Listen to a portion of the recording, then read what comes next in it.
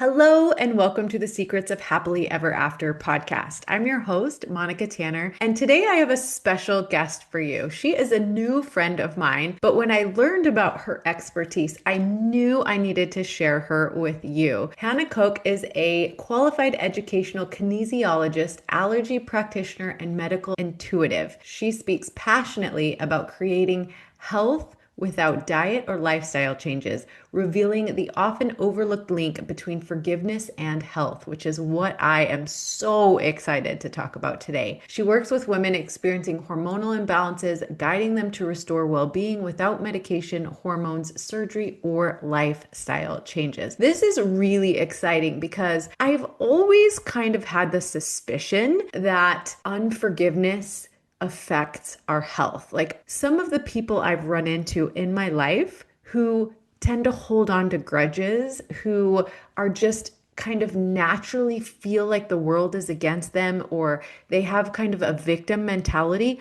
I've noticed that they're naturally unhealthy and in kind of the most interesting ways. They hold on to weight, they get rashes. And so I have no proof of this theory of mine, but when I got your email, I was so excited to explore this with you. Obviously, you have years of experience working with probably women in particular on health and hormones. And so I really want us to talk about this idea of how unforgiveness can be negatively affecting our health. Yeah, well, it's my favorite topic. So I am very grateful to be here with you and with your audience. And I also want to thank the audience for being here and taking time out of your day to listen to what I've got to say. I really appreciate that. Now, people say, well, how is this linked? Because normally when people have health problems, it is diet changes, lifestyle changes, right? But as Einstein said, you cannot solve a problem on the same level as it was created. You have to go somewhere else. And if you deal with lifestyle and health food changes, then you are not on the level that you can actually make a real impact. Because what happens, just think of it. Think of something that you really love. Some place, maybe you're in your favorite holiday place with lovely people. I mean, you're starting to smile, right? You feel relaxed. I can see your face has changed completely. Now, I want you to think, just to make a really horrible picture, standing next to an open sewer and you smell what comes past. Exactly. So let's scrap that one. But I just become a little bit aware of, it's not only your face contracts, what else in your body contracted? Your whole Yeah, body gets tight, right? yeah. So let's just go back to the holiday and then from there build on the rest of the podcast. But you can see how your body instantaneously responds to your thinking. If you don't feel safe, your body starts to contract. What influence has that on how the body functions? There are so many on different levels. So let me explain the different layers, how the body is affected by holding on to a grudge. As I said, the tightness of the muscles.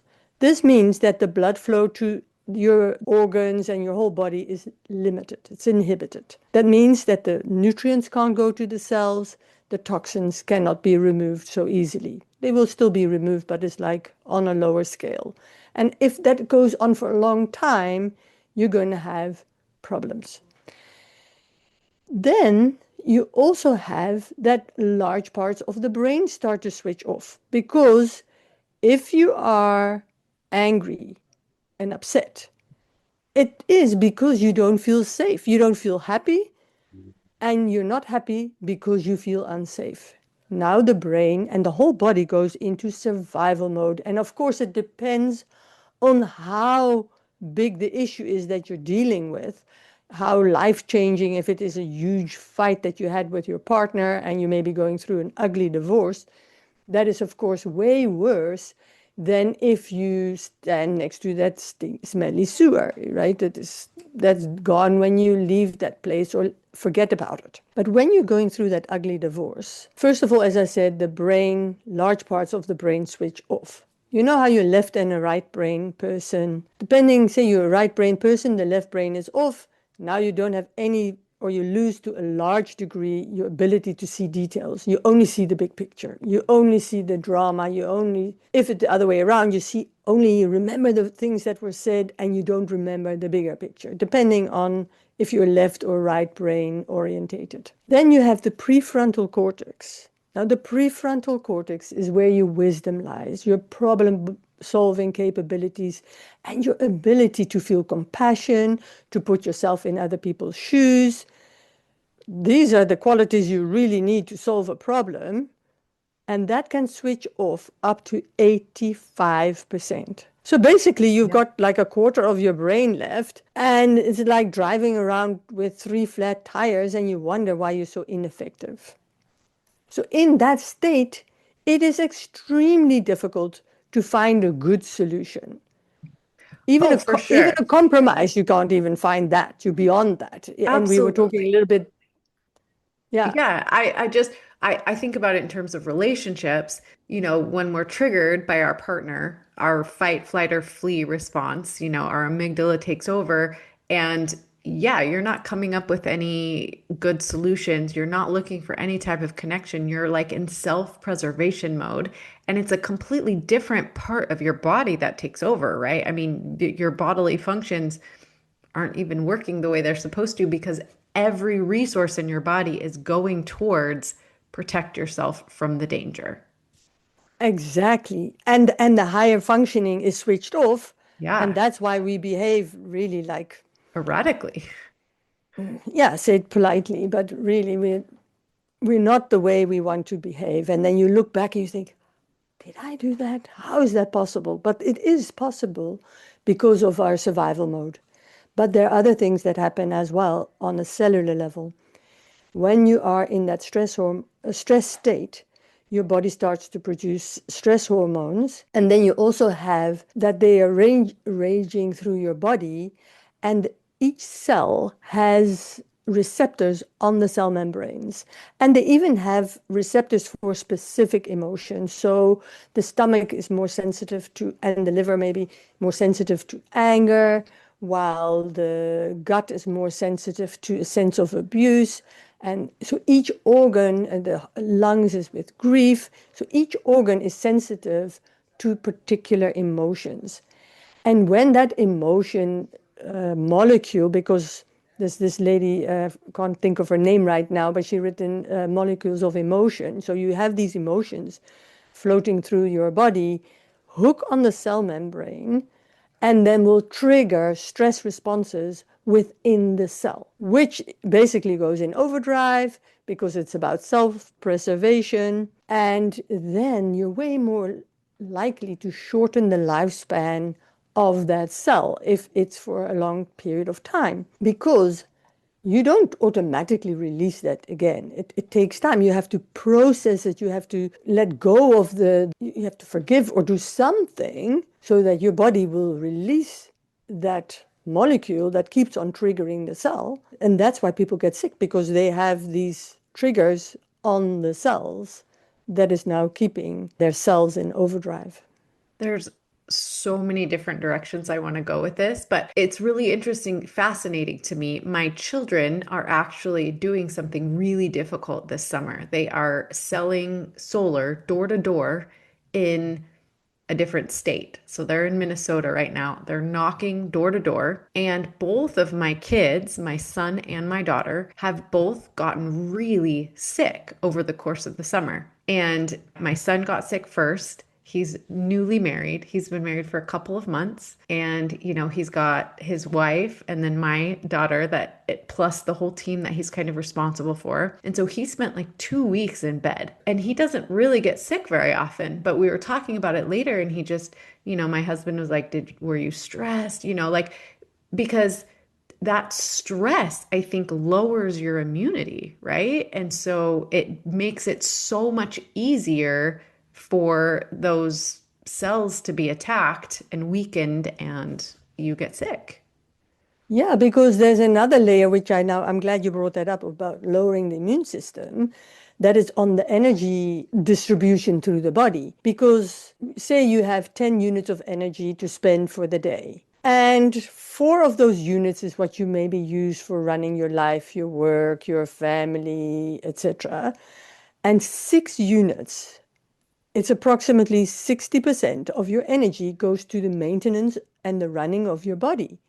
The brain, the nervous system, the immune system, digestive system, all these hormonal systems, all of these systems need energy to function. Now, first of all, if we feel we have an external stressor, the immune system will go out, will be switched off because now we have to fight an external fight. And that's what we saw happening in COVID because we were now made to believe it was an external threat because everything was so dangerous. And that's why the immune system went down. But in the case of your son, now he is stressed and he's worried for whatever reason, also the stress of having door to door, not knowing these people, what are they going to say, and is he going to be judged, and whatever. And so there's a lot of stress that takes up now, say, 2 of the units of energy. He still needs 4 units to run his life, but now, as I said, remember the higher function is out the window, so doing the work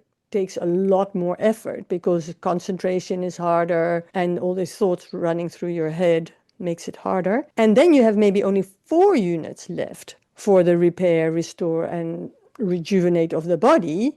And the immune system will be one of those that will be compromised.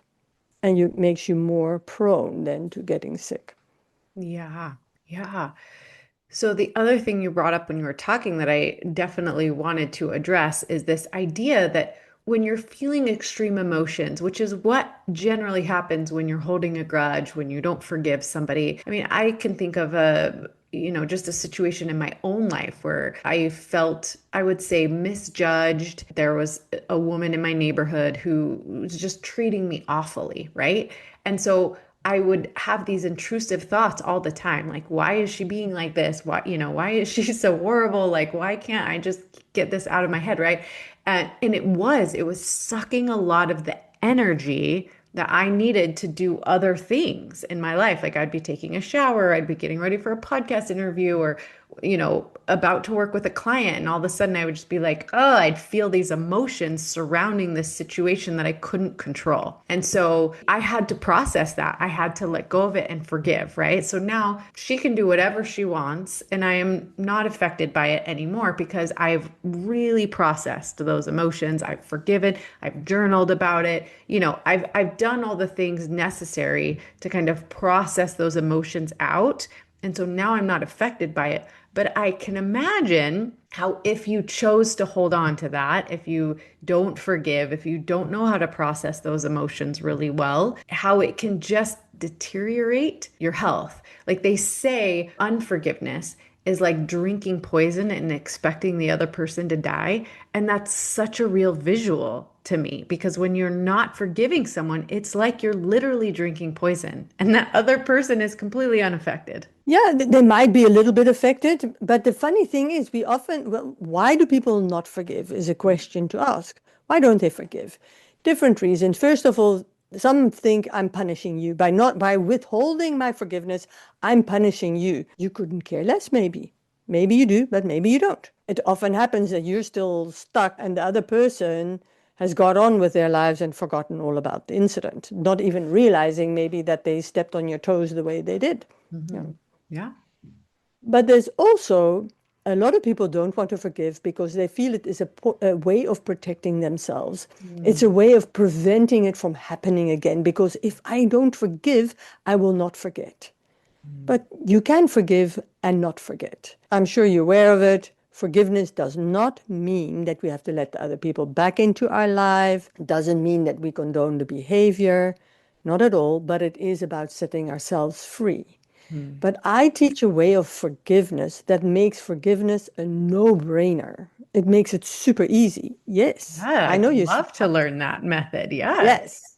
And one thing I'll point out, just like why this is so important to like listen in right now, like take notes, like learn this method, is because I have found in my life, like the process of forgiveness, and there's been lots of people in my life I've had the opportunity to forgive, but you really can feel it in your body on a cellular level, like you're talking about, like being able to just release the pain, release the unforgiveness, release the anger, and all of the emotions surrounding whatever you need to forgive. You really can feel it in your body. Yeah, but the method I am suggesting, don't do it while you're still super angry. Because if anybody suggests to do it when you're really angry, they'll club you. They'll hit you because it's so like, I don't want to hear it right now. So the method that I'm saying is first make sure you calm down, take a few deep breaths and let it subside a bit until you're ready to say, okay, let me deal with this because if I don't deal with it, it's going to consume me, right? So the first few questions are easy to answer. I first always ask a person, imagine in a few years' time, where would you like to be? You maybe have some ideas, maybe with your business, certain amount of growth. Shall we do this with you? You don't have to share your answers. You don't have to be personal, but it's always nice to work with a real example. Yeah, I'm an open book. Let's go. Right. So imagine in a few years' time, where would you like to be? And it can be specific, like I want to have so many followers on my podcast and at this and business, or it can just be like, well, I want to feel healthy. And it can be vague. It's not goal setting, it has to be precise and everything. Just an impression. Where do you want to be? Yeah.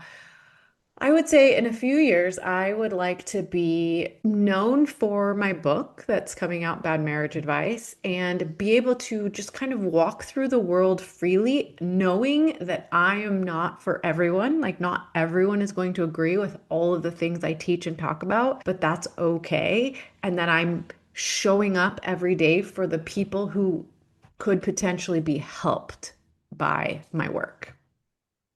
Okay. Now, what qualities do you admire in someone? Hmm. And it's not putting them on a pedestal, it's just identifying what is the quality that they have. And just let's name just one for time's sake. I really admire people that when you're around them, you just know that they radiate love, that they're intentional about their actions and whatever they're saying, even if it's something that's difficult to say, that they do the right thing out of love for you and the people around them. I think that's such an admirable quality because sometimes that requires doing very difficult things or having very difficult conversations or, teaching a hard truth. But they do it and you know they're doing it out of love. Right. And maybe this is something I must ask your listeners in case you cannot answer it. But, Monica, how many of that quality do you have already? Mm. How good are you at addressing a difficult topic with love, radiating love? How good are you at that? Well, I hope that the answer is getting there. I mean, Yeah. I work towards it definitely. So, how much of it is actually, come to fruition, I don't know, but I know that I work on it a lot. And how good are you towards yourself with that? I think I'm pretty forgiving of myself, actually, because I know that I make mistakes. I know that I change my mind. I know that I'm not the same person, that I was 10 years ago, 5 years ago, 5 minutes ago, right? Like this conversation here has helped me grow in ways that, big and small. So I think I run on the assumption that when I know better, I do better, and I'm always looking to learn more. So I don't beat myself up for past versions of myself. I try to just say, you know what, you did the best that you could with what you had, and now you have more, and so you do better. And this actually, saying that out loud just made me realize that that has been the basis of me being able to forgive anyone and everyone in my life, like my parents, old friends, my husband, my children. I realize that everybody's on this constant process of evolution. And I'm certain that people are doing the best they can with what they have. Some people have more and some people have less, right? So, like, my parents, they weren't perfect, but they tried and they did the best they could with what they had. And so I'm fine. You know what I'm saying? Like they didn't stunt my growth in any way. Like they did the best they could. And, my goal is to build upon what they gave me and, do better with what I have. So I think that's just the process of growing and being a human and Yeah, doing the best we can. absolutely. Absolutely. Now, that quality of radiating love and sometimes it can just be that you sit and you just radiate love into the world, into whoever you're meeting. And how much is that quality going to assist you to get with you with being confident in yourself, where knowing you have your market and you're not for everybody, and how much is that quality of that acceptance and love towards yourself and others going to help you? I mean, so much. I was just talking with a friend yesterday about, people, people's opinions, people's perceptions, people's judgments have so much more to do with them than it does for you. So yes, I put very sensitive topics and, personal things about me online. We're talking about something pretty personal right now. And, people can decide to feel however they want about that. That doesn't say a lot about me. It says more about them. And so I just kind of let them. I love promoting Mel Robbins' new book, Let Them, because I do try to live my life that way. Like Yeah. people can think or feel however they want. That's really none of my business. I just have to let them. And I keep doing what I know to be true. And if I'm on the wrong track and somebody wants to give me feedback, I have good boundaries and I'm definitely open to that feedback, but I also understand that their thoughts and opinions about me are their Is about them. is about them and it's kind of their stuff to figure out. But if people want to give me feedback, I'm happy to consider it too. Yes, yes. Okay, now comes the harder questions. These two questions were people are always very happy to answer. The third and last part of this is think of that irritating behavior that you see in somebody, that maybe that neighbor that was difficult for you to process. What was it about her? And if it's not about her, because as we said earlier, it's all about ourselves and our perspective. So, what qualities did you see in her that triggered your emotions, Yeah, your interpretation of her yeah. behavior? So really, I mean, yes, I realize that it's that we all act on the stories that we tell ourselves about other people. And basically what she did was remove herself completely from my life. She didn't want me to talk to her. She didn't, and we were really good friends. We were very, very close. We shared a lot of experiences and, we were together a lot, knew all about each other, all of those things, right? And then all of a sudden she just went cold, didn't want anything to do with me. And really it was that unforgiveness.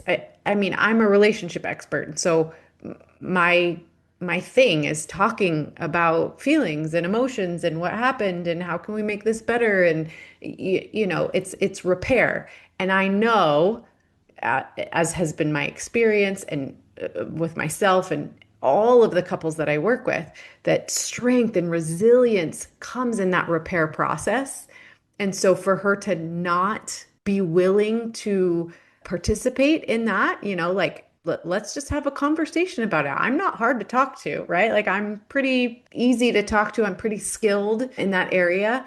And so for her to just drop me like I meant nothing Ghost to you her and almost. Ghost you. yeah, she definitely ghosted me, right? And so for her to be able to just turn off, like our friendship means nothing, I'm not going to have this uncomfortable conversation. I'm not going to forgive you. I'm not going to, allow this to Yeah, repair or whatever.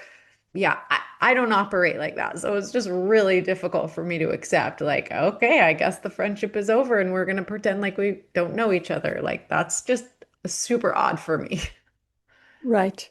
So now the harder question is then, well, but there's two ways we can ask the question. First of all, you can check, is there any topic in your life, any area in your life where you're not willing to talk about for your, with yourself, that you're struggling to address?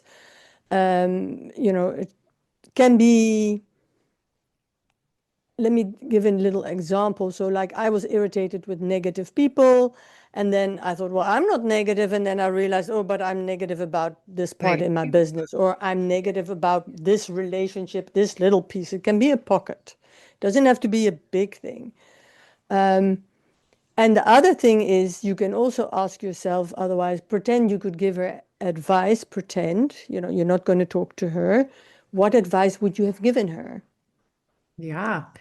Well, I mean, at this point, it's been years. And so the advice I'd Mm, give her is like, move on, right? Like you've isolated yourself by cutting off any friendship where anybody did anything that you deemed not acceptable, right? And so to me is we're all humans, we all make mistakes. Like if I've hurt you or done something that you didn't like, let's talk about it, right? Like at this point, like I said, I feel like I have gone through the process of forgiveness and I yeah, feel yeah, sad for her, like you're isolating yourself. You're cutting yourself off from friendships that are super healthy. And I just would say that's a hard way to live your life. You're gonna wake yeah, up one day and be like, I don't have any friends, but this is my own fault. And so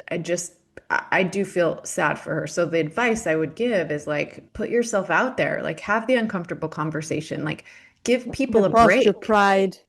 Yeah, I feel like for me, it's like, give me a break. Like, in my situation, but I know there's lots of others that she's treated the same way. But for me, it's like, give me a break. Like, if I did something wrong, like, give me a break. Like confront me about it. Like, let's talk about it. Like, I want to hear your feelings about it. But you just ghosting me and cutting me off is not doing anything for anyone. So, Yes, I'm not perfect. I don't claim to be perfect. I will apologize for my part in whatever it is, but we can't move forward unless you just talk to me. So, and I've said, and there's multiple people who are kind of in the same scenario, and we're all like, if she just knocked on our door and said, "Hey, I'm pissed about this, and this," I'd be like, "Cool, come in, let's chat." But she never will. I don't think she ever will, and it's really, really sad. She's removed herself now from so many friendships that, I mean, I don't know what she's up to. yeah. Now, you say this happened already quite a few years ago, so you have grown a lot since then. Yes, yes. So let's look at how you were then, because then you can see, well, maybe how did you have in that time of your life maybe a tendency to withdraw instead of communicating?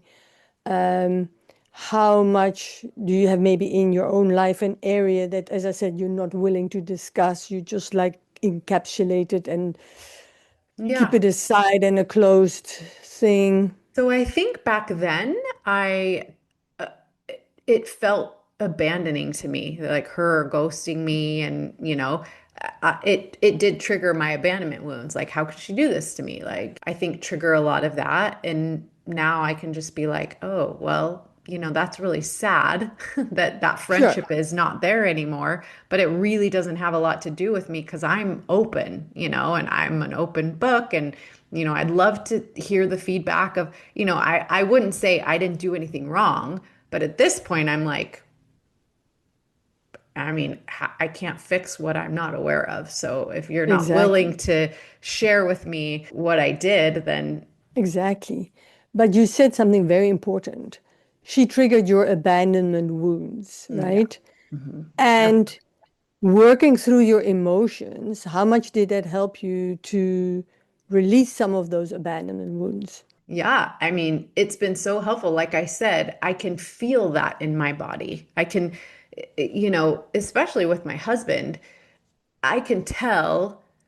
And he can now tell because I have very physical signs when I'm feeling like abandoned or wounded and so we have come up with now, the two of us have come up with cool phrases like I choose you or I'm not going anywhere or things that he can physically do or say that helps calm my nervous system. Like I know But it's up to me, but I want to take it a step further. yeah, This is what I say to my clients, teach my clients to do.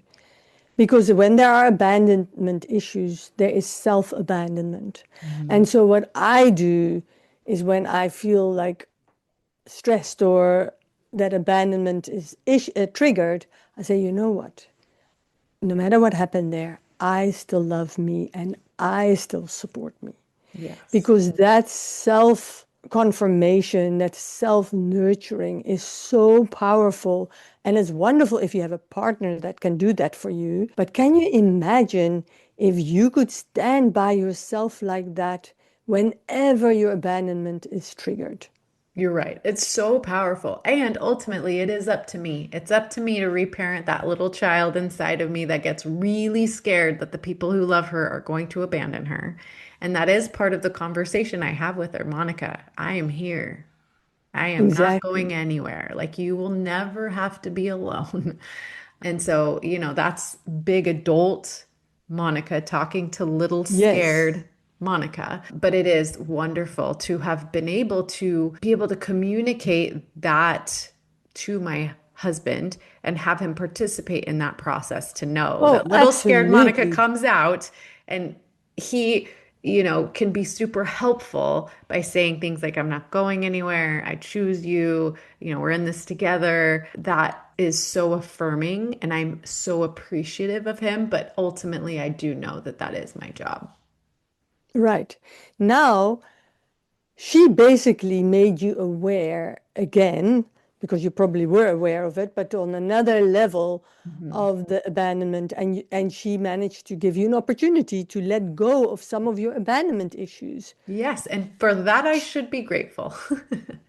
Exactly. Because when you release those abandonment issues, how is that going to help you to reach your goals where you want to go? Yeah. When people say, you're not for me, you're Yes. not my miss, Yes.